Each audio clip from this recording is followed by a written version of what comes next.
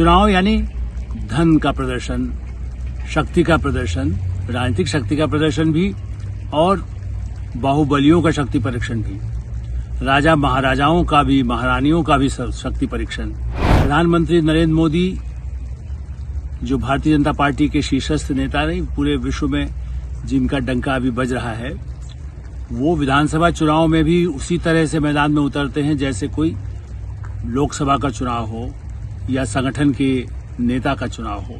Congress party Rahul Gandhi के लिए भी एक शक्ति परीक्षण है, सबसे बड़ा शक्ति परीक्षण, क्योंकि छत्तीसगढ़ जहां उनका राज है, मध्य प्रदेश में जहां वो फिर से सत्ता में आने के लिए बिल्कुल बेताब उनकी पार्टी है कांग्रेस पार्टी, और राजस्थान में भी उनकी सरकार है अशोक गहलोत की। अब अशोक गहलोत का भविष्य भी तय होगा और उत्तर भारत में कितना प्रभाव है इसका भी होगा।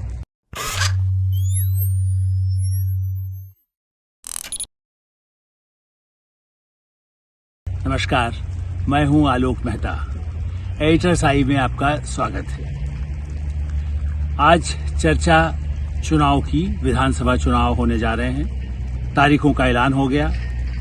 मध्य प्रदेश, राजस्थान, छत्तीसगढ़, मिजोरम और तेलंगाना। चुनाव यानी धन का प्रदर्शन, शक्ति का प्रदर्शन, राजनीतिक शक्ति का प्रदर्शन भी और बाहुबलियों का शक्ति परीक्षण भी, राजा महाराजाओं का भी, महारानियों का भी शक्ति परीक्षण। लोकतंत्र है, लेकिन महारानी, आज भी महारानी कहलाने वाले लोग हैं, महाराजा कहलाने वाले लोग हैं, जिनको लोग मानते हैं उस तरह से। इसलिए इसे मैं कहता हूं कि एक बड़ा शक्ति परीक्षण। प्रधानमंत्री नरेंद्र मोदी जो भारतीय जनता पार्टी के शीर्षस्थ नेता नहीं, पूरे विश्व में जिनका डंका अभी बज रहा है, वो विधानसभा चुनाव में भी उसी तरह से मैदान में उतरते हैं जैसे कोई लोकसभा का चुनाव हो या संगठन के नेता का चुनाव हो। और इस दृष्टि से कांग्रेस पार्टी राहुल गांधी के लिए भी एक शक्ति परीक्षण है, सबसे बड़ा शक्ति परीक्षण, क्योंकि छत्तीसगढ़ जहां उनका राज है, मध्य प्रदेश में जहां वो फिर से सत्ता में आने के लिए बिल्कुल बेताब उनकी पार्टी है कांग्रेस पार्टी, और राजस्थान में भी उनकी सरकार है अशोक गहलोत की। अब अशोक गहलोत का भविष्य भी तय होगा और उत्तर भारत में कितना प्रभाव है इसका भी होगा। अब वो चुनाव नवंबर में होंगे, दिसंबर में उसके परिणाम आएंगे, ये सब तो सूचनाएं आपको मिली चुकी। मैं इसलिए चर्चा कर रहा हूं कि मुख्य चुनाव आयुक्त ने जो प्रेस कॉन्फ्रेंस भी किया, उसमें इन सवालों पर कहा कि नहीं, हम पूरी कोशिश कर रहे हैं कि धन बल का इस्तेमाल न हो, माफिया जो है या जिनको बाहुबली कहा जाता है, वो अपने अपराधियों का जो रिकॉर्ड है वो पूरा घोषित करें। लेकिन क्या सचमुच में ऐसा संभव हो पाता है? राजनीति से अपराधीकरण पर पिछले 40-50 वर्षों से मैं जिन अखबारों में रहा, कभी रिपोर्टिंग भी किया, कभी संपादकीय भी लिखे, लेख भी लिखे, लगातार ये मुद्दा बना रहा राजनीति में अपराधीकरण और उससे कैसे मुक्ति मिले, और इसी तरह धनबल से कैसे मुक्ति मिले।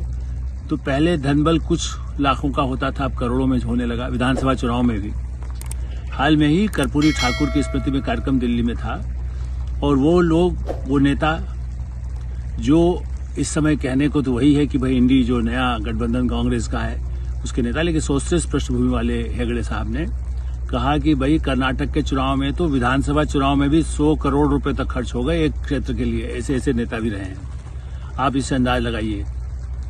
वो सोशलिस्ट नेता है, उन्होंने कहा कि ऐसे ईमानदार लोगों के लिए कर्पूरी ठाकुर युग के लोग आना मुश्किल है। ऐसी स्थिति में राजनीति के अपराधीकरण पर ये विधानसभा के चुनाव, आने वाले लोकसभा चुनाव जो 2024 में है, उसका भी भविष्य तय करेंगे। मैं ये तो मानता हूं कि चुनाव आयोग जितना सक्षम हुआ है, पिछले चुनाव में उसने करोड़ों रुपए की संपत्ति जब्त भी की। उम्मीदवारों के लिए जब अनिवार्य कर दिया है चुनाव आयोग ने कि भाई वो अपना बताएं कि उन पर कितने अपराध दर्ज हैं, तो आपको पार्लियामेंट के रिकॉर्ड में, विधानसभा के रिकॉर्ड में मिल जाता है। उनको अखबारों में प्रसारित करना पड़ता है, पार्टियों को बताना पड़ता है कि इनके ऊपर अपराध दर्ज हैं। सजा नहीं हुई है, सजा याफ्ता लालू यादव जैसे लोग हो तो वो चुनाव नहीं लड़ सकते हैं, जहां अदालत ही फैसला करके जेल भेज चुकी हो। लेकिन एक बड़ा मुद्दा है जो पहले के चुनाव आयुक्त पूर्व वो भी कह चुके हैं, अदालतें भी बार बार निर्णय तो नहीं देती, चिंता व्यक्त करती है, और हम लोग तो कहते ही हैं कि अपराधियों से कैसे मुक्ति मिले।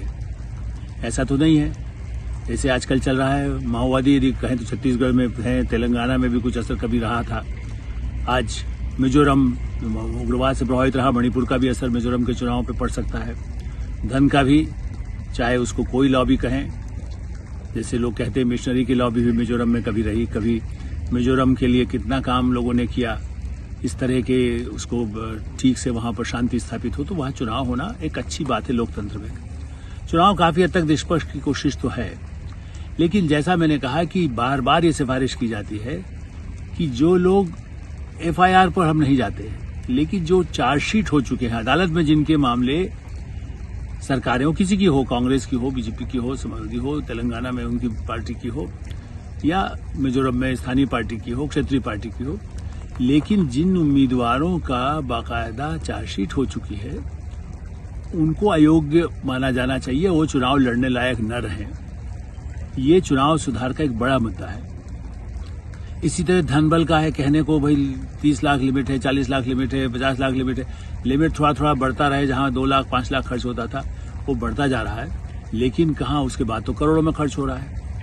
जो पकड़ा जाता है काला धन लेकर के, कोई बांटने की कोशिश कर रहा है, कोई कुछ शराब बांट रहा है, उस पर रोक तो फिर भी कुछ हद तक होती है। लेकिन सबसे बड़ा संकट ये भी है कि कोई कराता चुनाव आयोग है, लेकिन होता क्या है, जो स्थानीय जो अधिकारी हैं, कर्मचारी हैं, वही तो लगे होते हैं, राज्य प्रशासन ही तो लगा होता है, उस पर चुनाव आयोग का नियंत्रण होता है, लेकिन कितनी बारीकी से वो करेगा।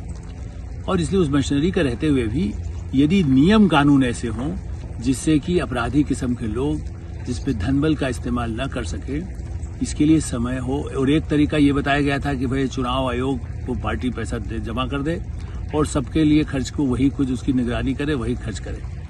अब वो भी, अब ये इसके लिए संसद क्या तय करती है। चुनाव आयोग, या मैं तो मानता हूं कि मुख्य चुनाव आयोग, मैंने चुनाव आयोग तो अपना कहते हैं, लेकिन इस देश के सुप्रीम कोर्ट आजकल बड़ा ही एक्टिव दिखाई देती है। माननीय चंद्रचूड़ जी जो मुख्य न्यायाधीश हैं सुप्रीम कोर्ट के, कई ऐसे आदेश दे रहे हैं जिससे कि कई पार्टियां, सरकार भी विचलित होती है। क्या वो ये फैसला नहीं कर सकते कि नहीं, जो चार्जशीट है उनको चुनाव से अयोग्य कर दिया जाएगा? एक बार वो कर दें, फिर संसद देखे उसको गलत कैसे करती है, जैसे कई ऐसे मामलों में हुआ है। तो अदालत ही फैसला, या फिर खुद प्रधानमंत्री नरेंद्र मोदी ने पिछले चुनाव के समय एक बात कही थी कि हम एक ऐसा इंतजाम करेंगे जिससे कि शॉर्ट ट्रायल बने, लगातार सुनवाई हो ऐसे मामलों में जो नेताओं के होते हैं, राजनेताओं के होते हैं, सांसद हों, विधायक हों और किसी दल के हों। लेकिन अभी वो उसके लिए पूरी मशीनरी चाहिए, अदालतें चाहिए, एक्स्ट्रा पहले से करोड़ों केस अदालतों में पेंडिंग रहते हैं। और धनबल के लिए, नियंत्रण के लिए चुनाव आयोग कैसे कहां निगरानी करेगा? इनकम टैक्स करता है, ईडी जब छापा मारता है तो कहते हैं देखिए जी राजनीतिक पूर्वाग्रह है। भाई वो तो कोई भी यदि कर रहा है, गड़बड़ करता है, शराब का घोटाला हो चाहे और कोई कागज का घोटाला हो, लेकिन उस घोटाले पर यदि अवैध पैसा है तो उस पर तो कार्रवाई होनी चाहिए। मीडिया यदि पैसा लेकर के खबरें दिखाते हैं, जिस पर मैंने तो बाकायदा पावर, प्रेस एंड पॉलिटिक्स या दूसरी किताबों में भी जो आई हैं, मीडिया को लेकर के उसमें भी पेड न्यूज किस तरह से चुनाव में तीनों पार्टियों से पैसा ले लेकर के लोग कैसा दुरुपयोग कर लेते हैं, चाहे वो चैनल हो, चाहे वो अखबार हो, या कोई भी। आज तो नए नए साधन हो गए हैं, आप देख ही रहे हैं कि चीनी फंडिंग से वेबसाइट चला लीजिए, वीडियो चला लीजिए, यूट्यूब चला लीजिए, विदेशी फंडिंग हो, पाकिस्तान की फंडिंग हो, चीन की फंडिंग हो, फिर आरोप पे जांच हो तो कहो कि मीडिया खतरे में है। इसलिए इन सबको लेकर के अदालत और संसद को ही फैसला करना होगा कि हमारे चुनाव अपराधियों से पूरी तरह से मुक्त हों, जिन पर अपराध के मामले हैं, जिन पर सजा के बिल्कुल कई केस उनके कहा जाए कि हत्या का केस है, अपहरण का केस है, और उनमें यदि चार्जशीट हो चुकी है और इसी तरह धन का इस्तेमाल यदि होता है तो तुरंत सुनवाई कुछ महीनों में पूरी हो और उसके बाद जो दोषी हैं उन्हें दंडित किया जा सके। चुनाव ये लोकतंत्र का उत्सव है। ये सही है कि विजयादशमी आएगी, दिवाली आएगी, और उसके साथ उसके बाद ही नवंबर में जब चुनाव होंगे तो देश के इस लोकतंत्र के उत्सव में धूमधाम तो हो, भागीदारी सबसे अधिक हो। आप देखिए कितने लोग इस चुनाव में, कम से कम 15-16 करोड़ लोग अपने वोट का इस्तेमाल करने के हकदार हैं। वो लोग सही ढंग से मतदान कर सकें, महिलाएं अपने अधिकारों के लिए, अपनी सुविधाओं के लिए वोट कर सकें, युवा अपने भविष्य को लेकर कर सकें, बुजुर्ग अपनी सुविधाओं को स्वास्थ्य और शिक्षा के लिए कर सकें। ये जो संकल्प हैं ये सबसे बड़े दोहराए जाएं, और जिन पार्टी ने, चाहे वो जो सत्ता में राज्यों में है, विधानसभाओं में सत्ता में पिछली बार आए, वो उन वायदों को तो किया है, बड़ी बड़ी घोषणाएं कर रहे हैं, जिन्होंने पूरा किया है, जो करने में सक्षम हों, ऐसे उम्मीदवार और पार्टियां विजयी हों। अपराधियों से और धन बल से मुक्ति मिले। ये चुनाव के लिए, इस चुनाव के शंखनाद के साथ हमारा यही एक बिगुल होगा जागरूकता के लिए कि आप इस कार्यक्रम को देखें, अधिकाधिक लोगों तक पहुंचाएं और भारत के लोकतंत्र के उत्सव को शानदार ढंग से सफलता के साथ संपन्न हो, इसकी कामना भी करें और इसमें आगे इस अभियान को जारी रखें कि हमारे चुनाव अधिक स्वतंत्र, निर्भीक और अधिकाधिक लोगों की भागीदारी के साथ लोकतंत्र दुनिया में सबसे बड़ा लोकतंत्र तो है ही और अधिक सुरक्षित रह सके। एडिटर साई के इस कार्यक्रम को आप और पूरा हमारे इस पूरे चैनल को सब्सक्राइब करें, फॉरवर्ड करें और मित्रों को भेजें और जो अपनी प्रतिक्रिया हो उसे अवश्य बताएं। धन्यवाद, नमस्कार।